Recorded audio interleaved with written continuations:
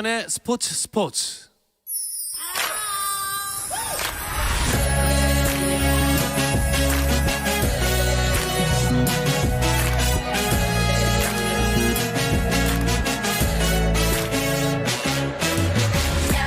목요일에는 해외 축구 이야기 함께하고 있죠. 라디오의 발롱도르를 꿈꾸는 이건 김정용의 랄롱도르 시작하겠습니다. 김정용 기자, 풋볼리스트 먼저 인사 나눌게요. 안녕하세요. 안녕하세요. 김정용입니다. 그리고 영국에 있는 이건 기자도 연결해 보겠습니다. 안녕하세요.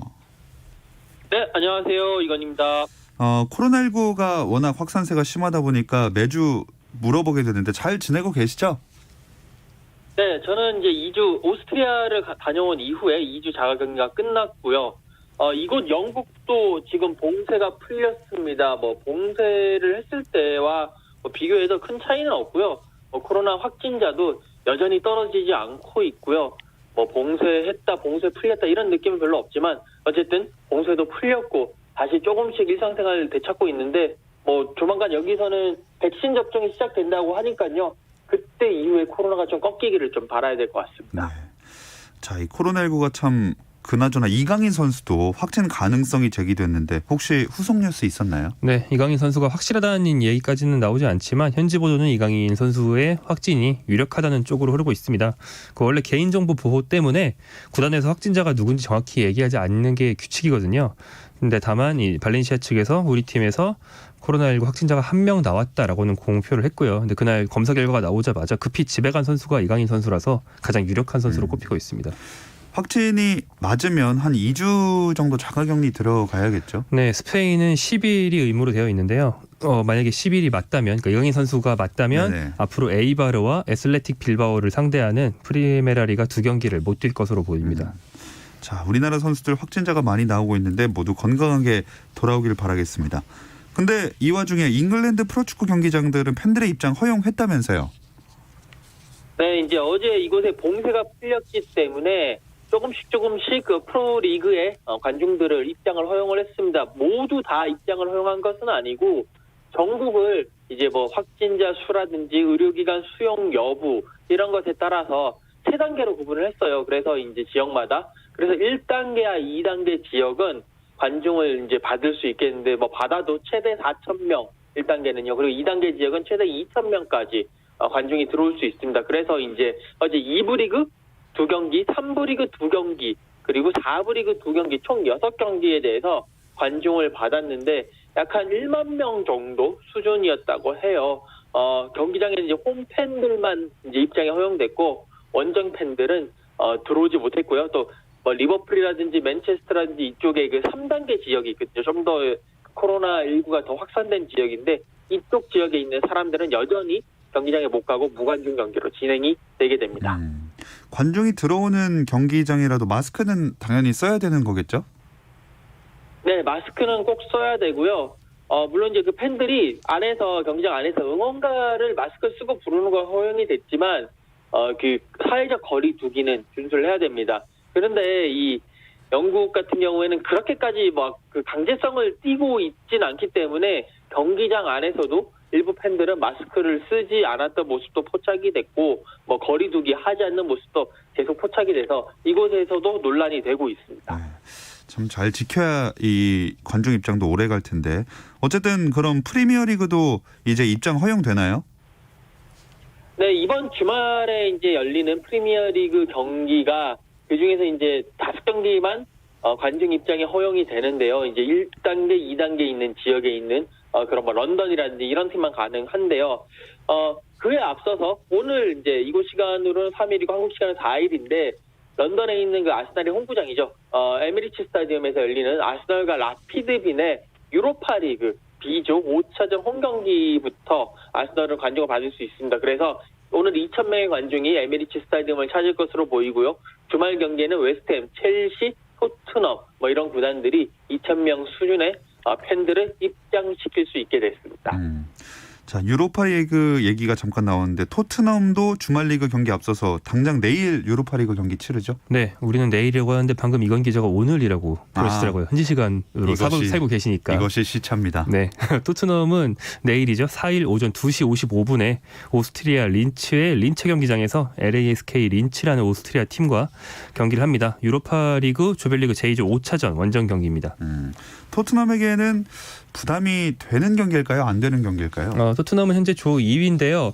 3위인 린츠를 상대로 비기기만 해도 32강 진출을 확정을 할 수 있습니다. 다만 이제 유리한 상황이지만 일부 선수가 부상으로 원정길에 동행할 수 없다고 무리뉴 감독이 밝힌 바 있는데요. 해리 케인, 비니시우스, 레길론, 라멜라 등이 빠진다고 예고되어 있습니다. 이건 기자, 이 선수들이 부상 때문에 빠지는 거 맞습니까? 일단 무리뉴 감독은 부상이다라고 이야기를 했어요. 다만 이제 기자들의 질문에 부상 상태를 좀 더 정확하게 알려달라라고 이제 그런 질문이 나왔는데 무리뉴 감독은 어떤 상태인지는 말해줄 수 없다라고 얘기를 했고요. 그 라스크 린츠전에서는 못 나오지만 아스널전에서는 나올 수도 있다라고 이야기를 했습니다. 이런 것을 두고 이제 현지에서는 이것도 지난번에 그 맨유 원정 경기에서 손흥민의 부상을 놓고 무리뉴 감독이 연막 작전을 펼쳤는데 뭐 못 나올 수 있다 그래놓고 나왔는데 이번에도 아스날과의 경기를 앞두고 특히 케인 선수의 부상을 약간 연막으로 활용하는 거 아니냐. 그러니까 나올 수 있는 뛸 수 있는데 뭐 못 뛴다고 이렇게 얘기한 거 아니냐라는 뭐 그런 의견들도 지금 계속 나오고 있습니다. 네, 뭐 무리뉴 감독이 워낙 이런 연막 전문가긴 하지만 만약에 진짜로 케인이 빠지면은 손흥민 선수는 거의 무조건 또 나오는 거 아니에요? 네, 그렇죠. 이게 해리 케인만 빠지면 괜찮은데 비니시우스 선수가 케인의 백업 공격수고 네. 그리고 손흥민과 포지션이 겹치는 이선 자원 중에서도 라멜라까지 빠진다. 이러면 아마 손흥민까지 선발 라인업에 넣어야 선발 라인업이 구성될 수 있지 않을까? 이런 예상을 할 수 있을 것 같고요. 또 이 린츠는 완전 2군으로 나가도 잡을 수 있을 만큼 아주 약한 팀은 아닙니다. 그래서 이번 경기에서 무승부 이상만 하고 32강 진출 확정해 놓으면 남은 6차전은 져도 되거든요. 네. 그렇기 때문에 이번 경기에서 최소한 지지 않을 전력을 구축한다는 의미에서라도 손흥민 선수는 쓰는 쪽이 좀 더 유력하지 않을까라고 예상할 수 있습니다. 사람 마음이 걱정되면서도 또 나오면 득점해주길 바라게 되네요. 네, 손흥민 선수가 연속골 행진이 사실 요즘에 좀 뜸해졌어요. 예. 최근 한 달 동안 맨시티전 한 골 넣은 게 다거든요. 근데 이제 비교적 약한 팀 상대로 출장한다면 또 골을 기대할 수 있고 특히 말씀드린 것처럼 토트넘은 비기기만 해도 된다. 그렇다면 린츠는 꼭 이겨야 한다는 뜻이잖아요. 예. 그렇기 때문에 상대적인 약체 팀이 공격적으로 나온다면 손흥민 선수가 가장 좋아하는 역습 상황이 많이 만들어지기 때문에 득점할 기회는 다른 경기들보다 훨씬 많다고 볼 수 있겠습니다. 자, 그래도 이 경기는 조금 부담이 덜하다면 그 다음 바로 이어지는 리그 경기가 토트넘으로서는 굉장히 중요합니다. 네, 토트넘이 이제 그 일요일에 이곳 시간은 일요일 그리고 한국 시간은 월요일 새벽에 그 철천지 원수라고 할 수 있죠. 같은 북런던 그 더비 라이벌인 아스널과 토트넘 헛스퍼 스타디움 홈에서 경기를 펼칩니다. 일단 그 아스널과 경기를 펼친다는 것 자체가 토트넘으로서는 절대 지면 안 되는 그것도 홈에서 열리는 북런던 더비이기 때문에 상당히 중요하고요.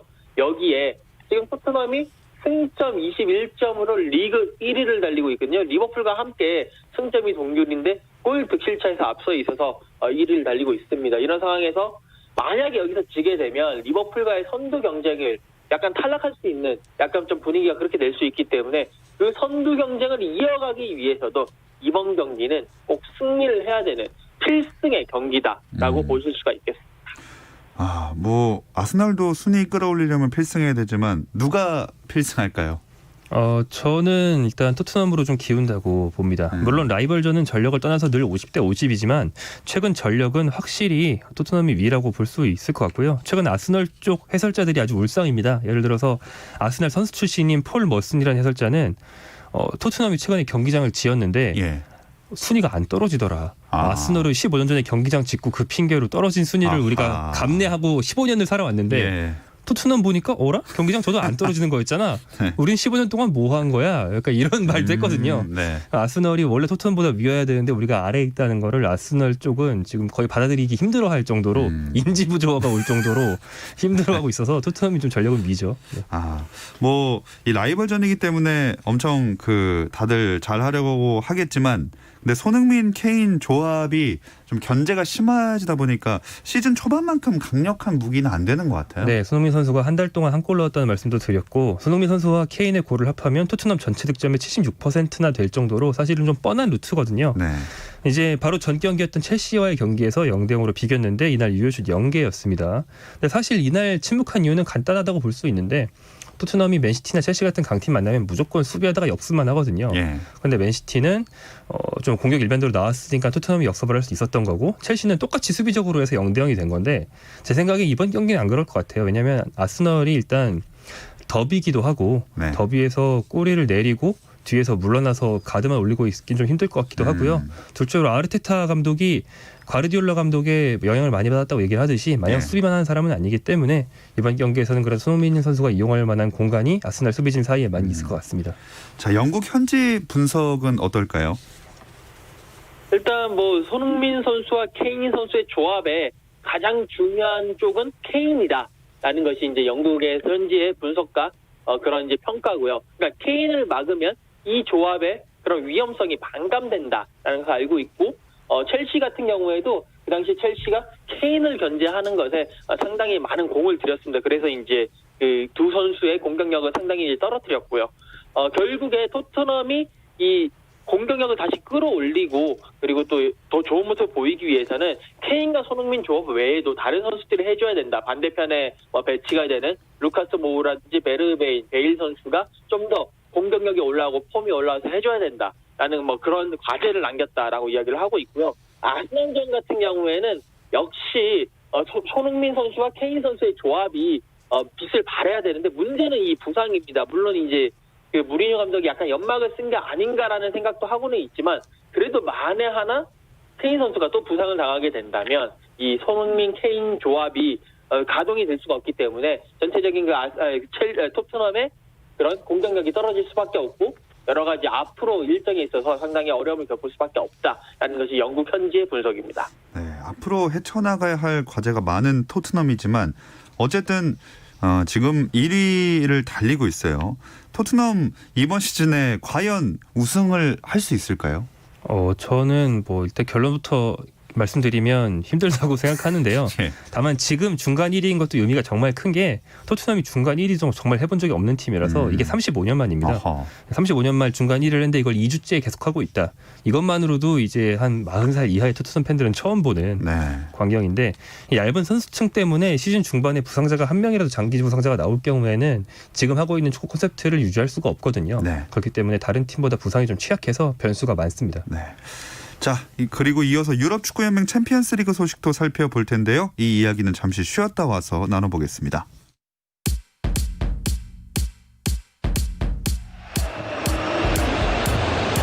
Options. Messi gets it back. Messi!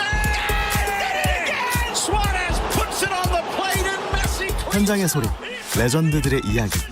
스포츠에서 모두 다 만나보세요. 김정현의 스포츠.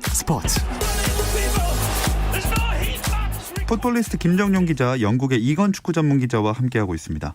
호날두가 챔피언스리그에서 또 득점했네요. 네, 호날두 선수가 클럽과 국가대표팀 경기를 통틀어서 750번째 득점을 넣었다고 합니다.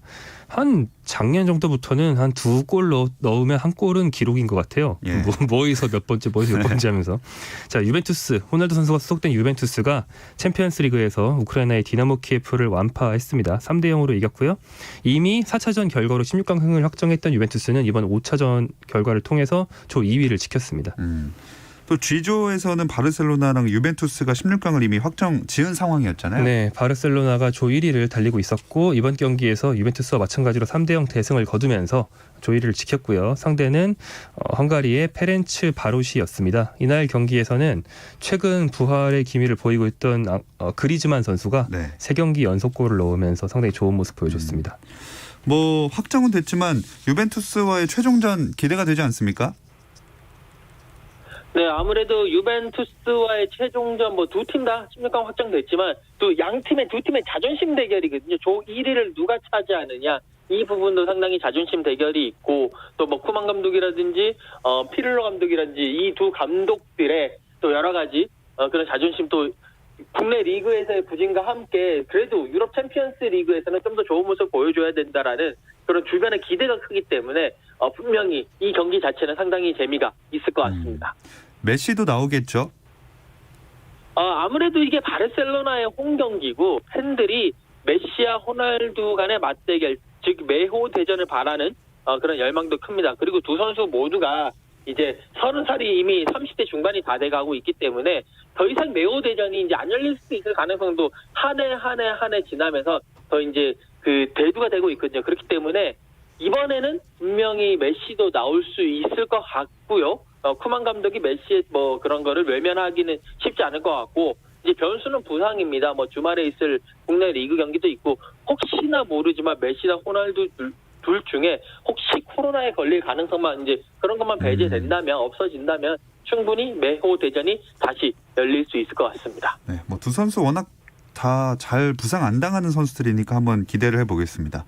메시가 마라도나를 향한 추모 세레머니 펼친 것도 화제였잖아요. 네, 챔피언스 리그보다 전이죠. 지난 주말 바르셀로나와 오사수나의 리그 경기에서 일단 메시 선수가 모처럼 그 고인 마라도나를 생존을 연상시키는 굉장히 멋진 왼발슛으로 골을 넣었어요. 네. 그리고 유니폼을 벗었는데 보통 유니폼을 벗는 세레머니는 그 안에 속옷에 뭔가 글씨를 써는 경우가 많은데 그렇죠. 메시 선수는 좀 특이했습니다. 유니폼을 벗었더니 그 속에 다른 유니폼이 하나 더 들어있었는데 네. 그거는 뉴엘스 올드보이스라는 아르헨티나 팀의 유니폼이었어요. 이 팀은 마라도나가 95년도에 잠깐 몸담았던 팀인데 바로 그때 메시의 고향팀이기도 하고 메시가 처음 축구를 배운 팀이기도 하거든요. 그래서 어린이 메시, 6살 어린이 메시가 마라도나와 아주 짧게 같은 팀에서 스쳐 지나갔던 팀이라고 합니다. 그래서 그 유니폼을 속에 입고 있었다는 것만으로도 마라도나를 추모하는 의미가 담겨 있었고 그 상태에서 하늘을 향해서 손을 뻗고 이제 마라도나를 향해서 잠깐 그 명복을 비는 듯한 모습으로 많은 감동을 줬습니다. 네.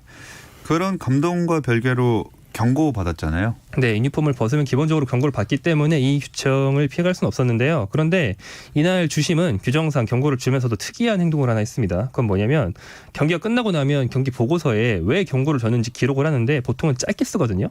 뭐 거친 반칙, 고의 핸드볼, 탈의 이렇게 짧게 쓰는데 이날은 스페인 축구 역사의 어떤 기록지에 메시의 추모 행위를 길이 남기기 위해서 자세히 썼다고 합니다.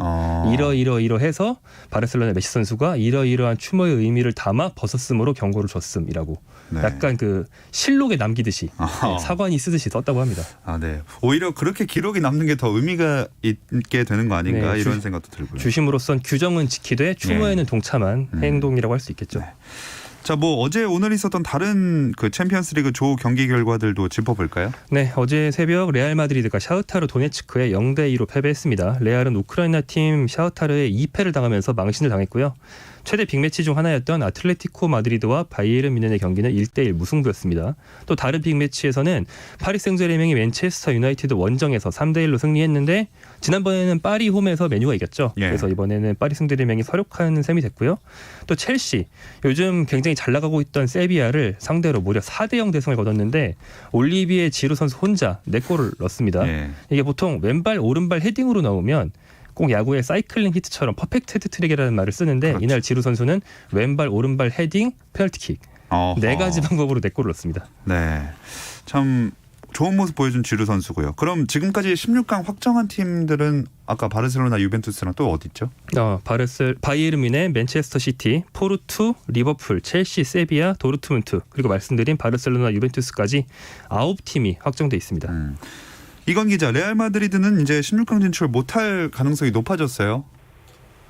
네, 지금 레알 마드리드가 속해 있는 B조 순위를 잠깐 보면 보르시아 메넨글라드바흐가 승점 8점을 1등, 샤흐타르 도네츠크와 레알 마드리드가 승점 7점씩 동률을 이루면서 2등, 3등, 그리고 인터밀란이 승점 5점으로 지금 4위를 차지하고 있습니다. 마지막 그 6라운드 경기 결과에 따라서 모든 4팀이 16강에 진출할 가능성은 다 가지고 있는데 레알 마드리드가 그중에서는 조금 불리한 상황입니다. 레알 마드리드는 이제 메넨글라드바흐와 경기를 치르는데 이 경기에서 일단 이겨야 됩니다. 만약에 지게 된다면 16강 진출은 못하고요. 경우에 따라서는 꼴찌가 되면서 유로파리그 32강도 못 갈 수가 있거든요. 그리고 이제 레알 마드리드와 메넨글라드바흐가 비기게 되면 여러 가지 좀 경우의 수를 따져야 되는데 이때는 무조건 샤흐타르 도네츠크가 인터 밀란한테 지기를 바라야지 만약에 샤흐타르 도네츠크가 인터 밀란이랑 비기거나 만약에 이기게 되면 레알 마드리드는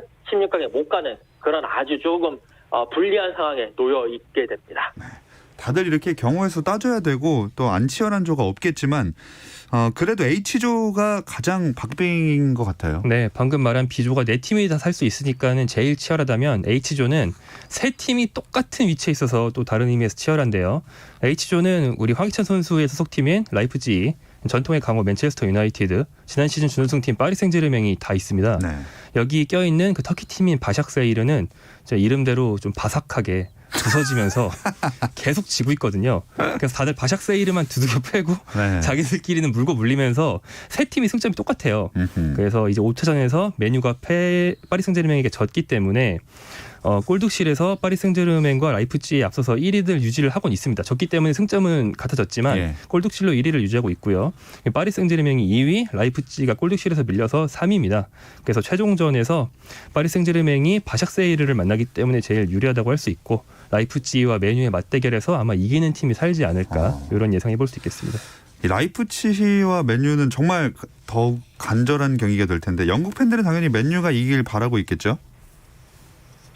아닙니다. 영국 팬들 중에서 맨유 팬들만 맨유가 이기길 바라고 있고요. 맨유를 지지한 나머지 19개 팀은 맨유가 모두 지고 16강에 올라가지 않았으면 하는 바람이고요. 뭐 여러 가지 경우의 수술이 있긴 한데 맨유 입장에서는 일단은 라이프치히를 이겨야 되는데요.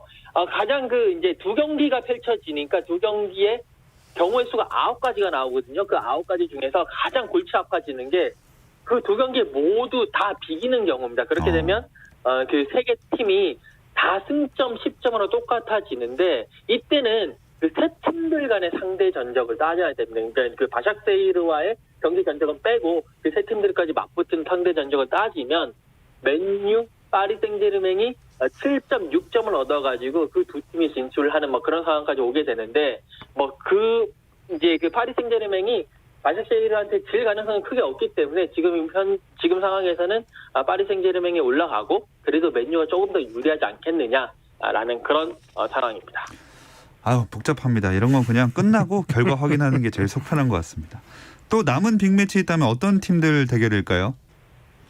네, 가장 큰 빅매치가 결국 D조로 가야 될 것 같은데 D조는요 지금 리버풀이 이미 16강에 올라가 있는 상황이고요. 아탈란타, 아약스가 두 팀이 맞대결을 펼칩니다. 아약스 입장에서는 두 팀 이제 그 승점 차가 1점 차인데 아약스가 무조건 이겨야 되는 상황이고 아탈란타는 비겨도 16강에 올라가는 상황이기 때문에 이 두 팀의 대결도 상당히 치열할 것으로 보입니다. 근데 이런 빡빡한 일정이 이어지다 보니까 그 도르트문트 홀란드 선수는 부상을 또 당했어요. 네, 엘링 홀란 선수가 햄스트링 부상을 당한 것으로 알려져 있습니다. 짤츠부르크에서 황희찬과 한솥밥을 먹던 선수로 아주 친숙하죠. 지난 1월 도르트문트 예적한 뒤에 1년 동안 세계 최고 유망주 공격수의 모습을 유감없이 보여줘 왔고 이번 시즌 10골 2도움으로 맹활약을 해왔는데 햄스트링 부상을 때문에 아마 올해가 갈 때까지 그러니까 약 한 달 정도는 뛰지 못할 거라는 전망이 나왔습니다. 참 빡빡한 일정 속에서 모든 선수들이 부상 없이 몸 관리 잘하면서 좋은 경기들 보여줬으면 좋겠습니다. 자, 랄롱드르 마치겠습니다. 이건 기자, 김정룡 기자 두 분 고맙습니다. 고맙습니다. 내일도 별일 없으면 다시 좀 들어주세요. 김정현의 스포츠.